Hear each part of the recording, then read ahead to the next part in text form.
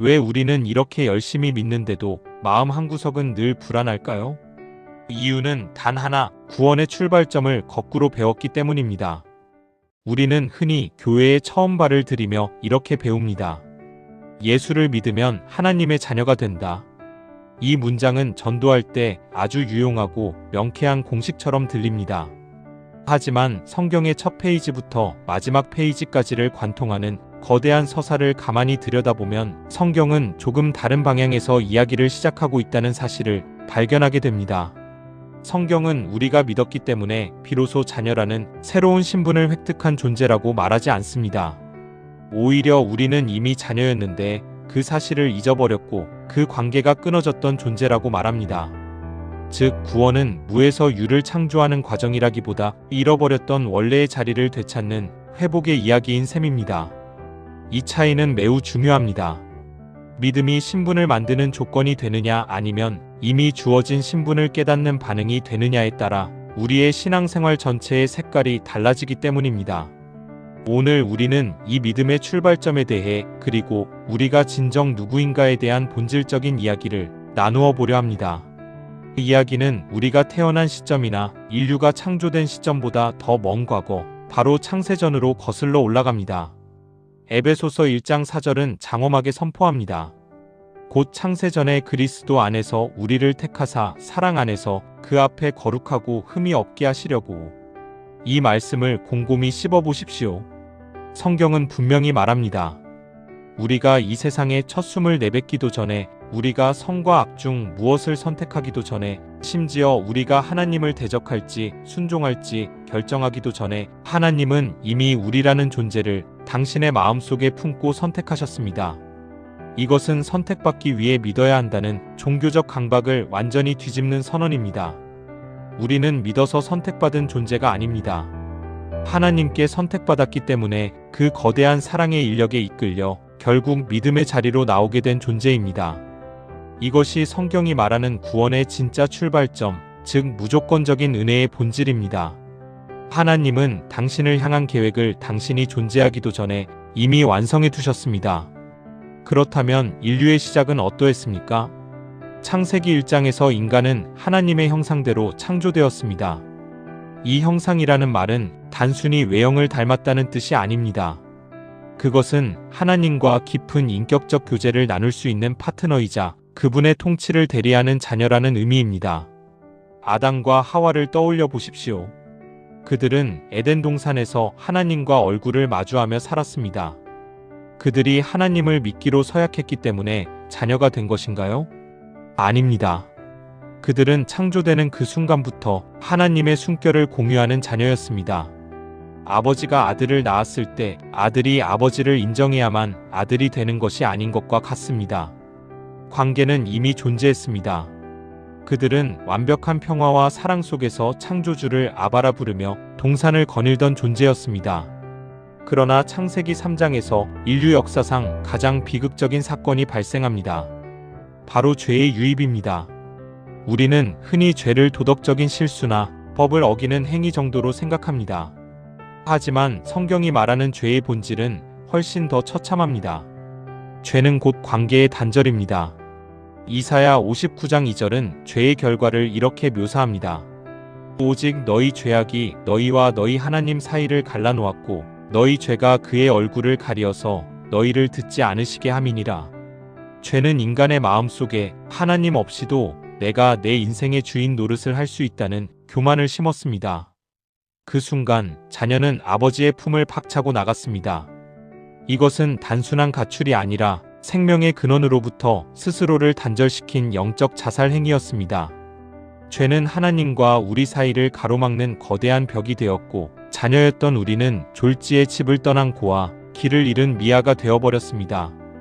우리는 여전히 하나님의 형상을 일부분 간직하고 있었지만 그 관계가 끊어졌기에 더 이상 아버지를 아버지라 부르지 못하게 되었습니다. 아버지는 저 멀리 계신 무서운 심판주처럼 느껴지기 시작했고 우리는 그분의 눈치를 보며 살아가는 도망자가 된 것입니다. 예수님께서 들려주신 누가복음 15장의 탕자 이야기는 이 진리를 완벽하게 설명해 줍니다.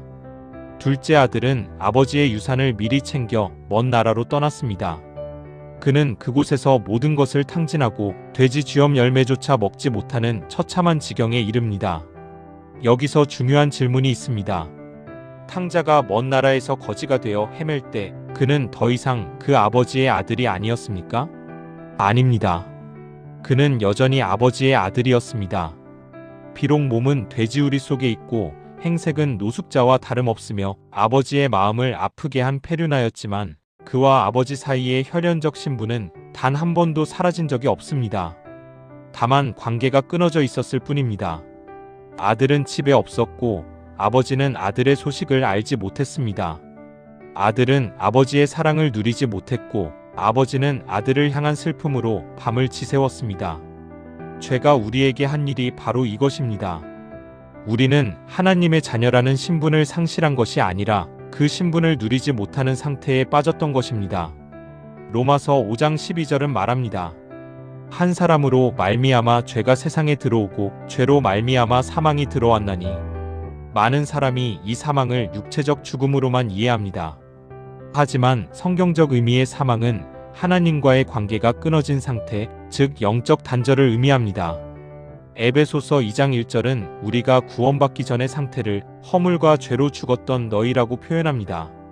우리는 길을 걷고 밥을 먹고 웃고 떠들며 살아 있었지만 영적으로는 이미 시체와 같았습니다.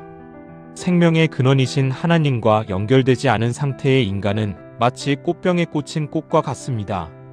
당장은 화사해 보이고 살아있는 것 같지만 뿌리로부터 잘려나갔기에 이미 죽은 것이나 다름없는 존재. 그것이 바로 하나님을 떠난 인류의 실존이었습니다. 그러나 이야기는 비극으로 끝나지 않습니다. 하나님은 당신의 자녀를 결코 포기하실 수 없었습니다. 요한복음 3장 16절, 우리가 너무나 잘 아는 이 말씀은 하나님의 포기하지 않는 사랑의 절정입니다. 하나님이 세상을 이처럼 사랑하사 독생자를 주셨으니, 여기서 말하는 세상은 의로운 사람들의 모임이 아닙니다. 하나님을 배신하고 떠난 죄인들, 아버지를 잊고 사는 탕자들을 통칭하는 말입니다. 로마서 5장 8절은 한 걸음 더 나아갑니다. 우리가 아직 죄인 되었을 때에 그리스도께서 우리를 위하여 죽으심으로 하나님께서 우리에 대한 자기의 사랑을 확증하셨느니라. 이것이 복음의 핵심입니다. 우리가 회개했기 때문에 하나님이 마음을 돌리신 것이 아닙니다. 우리가 무언가 기특한 일을 했기에 다시 자녀로 받아주기로 결정하신 것도 아닙니다.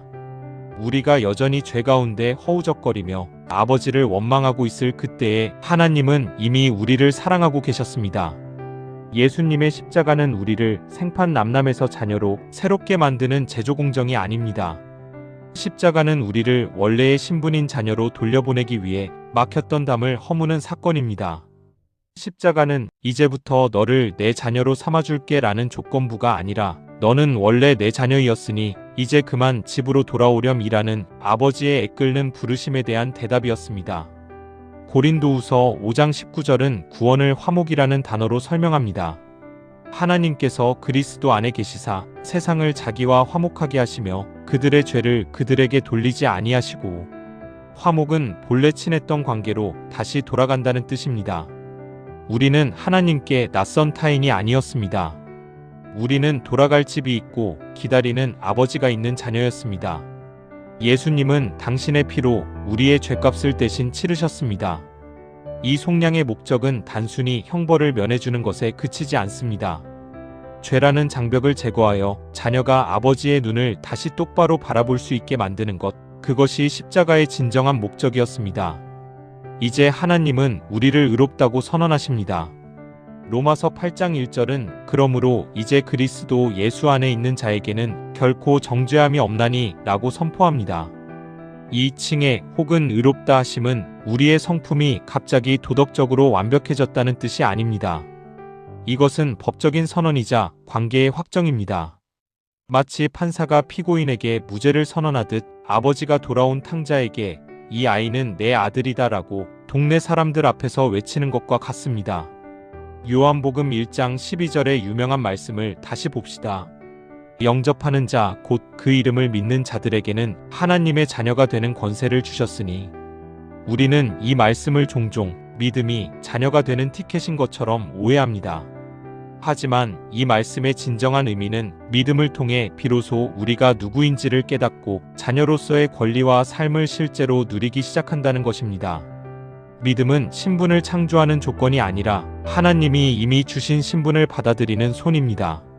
성령이 우리 안에 오시면 가장 먼저 하시는 일이 무엇입니까? 로마서 8장 15절은 이렇게 말합니다. 너희는 다시 무서워하는 종의 영을 받지 아니하고 양자의 영을 받았으므로 우리가 아바 아버지라 부르짖느니라. 아바는 유대인 아이들이 아빠를 부를 때 쓰는 가장 친근한 언어입니다. 종은 주인의 눈치를 봅니다. 실수하면 쫓겨날까봐, 매를 맞을까봐 두려워합니다. 그러나 자녀는 다릅니다.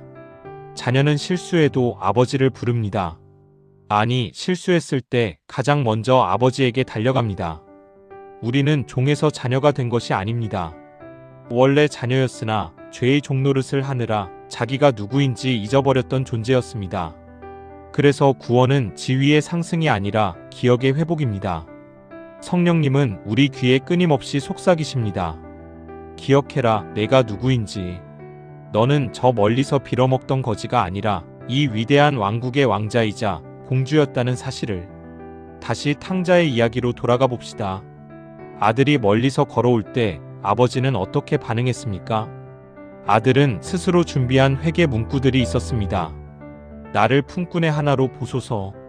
그는 자격지심에 가득 차 있었습니다. 그러나 아버지는 아들의 말을 끝까지 듣지도 않으셨습니다. 아버지는 달려가 목을 어긋맞기고 입을 맞추었습니다. 그리고 종들에게 명령합니다. 제일 좋은 옷을 내어다 입히고 손에 가락지를 끼우고 발에 신을 신기라. 그리고 살진 송아지를 잡으라. 이 모든 행동은 아들의 신분을 즉각적으로 회복시키는 상징들입니다. 아들은 아버지를 떠났었지만 아버지는 단 한순간도 아들을 잊은 적이 없었기 때문입니다. 아버지는 아들의 과거를 묻지 않았습니다. 그가 얼마나 많은 돈을 썼는지, 얼마나 비참하게 살았는지 따지지 않았습니다. 오직 하나, 죽었다가 살아난 내 아들이라는 사실만이 중요했습니다. 이 진리를 깨닫는 순간 우리의 신앙생활은 완전히 뒤바뀝니다. 대부분의 종교는 사랑받기 위해 노력합니다. 신의 진노를 피하기 위해, 신의 복을 받아내기 위해 고행을 하고 헌금을 하고 계명을 지킵니다. 하지만 기독교의 복음은 정반대입니다. 우리는 이미 사랑받았기 때문에 살아갑니다. 우리는 더 이상 하나님께 합격점을 받기 위해 전전긍긍하는 수험생이 아닙니다. 이미 완벽한 사랑을 받은 자녀이기에 그 사랑이 너무 고마워서 아버지가 기뻐하시는 일을 하고 싶어하는 철든 자녀가 되는 것입니다. 순종은 의무가 아니라 반응이 됩니다. 예배는 형식이 아니라 만남이 됩니다. 헌신은 희생이 아니라 특권이 됩니다. 우리가 하나님의 자녀라는 이 단단한 정체성 위에 서 있을 때 세상의 그 어떤 시련도 우리를 흔들 수 없습니다. 세상이 우리를 비난해도 아버지가 우리를 향해 너는 내 사랑하는 자녀다라고 말씀하시기 때문입니다. 요한일서 3장 1절은 감격에 겨워 이렇게 외칩니다. 보라, 아버지께서 어떠한 사랑을 우리에게 베푸사 하나님의 자녀라 일컬음을 받게 하셨는가. 하나님은 오늘도 당신에게 동일한 말씀을 하십니다. 너는 너의 노력으로 내 자녀가 된 것이 아니다. 너는 처음부터 내 마음속에 있었고 내가 지었으며 내가 끝까지 추적하여 찾아낸 내 자녀다. 내가 너를 다시 데려왔다. 이것이 복음의 본질입니다. 구원은 낯선 신으로의 귀의가 아니라 우리를 지으신 아버지 품으로의 귀환입니다. 이 진리를 정말로 믿으신다면 이제 두려움의 옷을 벗어버리십시오. 정죄의 사슬을 끊어내십시오. 당신은 더 이상 고아가 아닙니다. 당신은 온 우주의 주인이신 하나님의 가장 소중한 자녀입니다. 이 회복된 관계 안에서 누리는 참된 자유와 평안이 오늘 여러분의 삶에 가득하기를 소망합니다. 당신은 집으로 돌아온 자녀입니다. 오늘 이 메시지가 당신의 마음속에 잊혔던 아버지의 음성을 깨우는 계기가 되었나요? 당신이 누구인지, 어디서 왔는지, 그리고 얼마나 큰 사랑을 받고 있는지 기억하십시오. 이 영상이 도움이 되셨다면 구독과 좋아요로 응원해 주시고 더 많은 분에게 이 기쁜 소식을 공유해 주세요. 저는 다음 영상에서 더 깊은 복음의 이야기로 찾아뵙겠습니다. 감사합니다.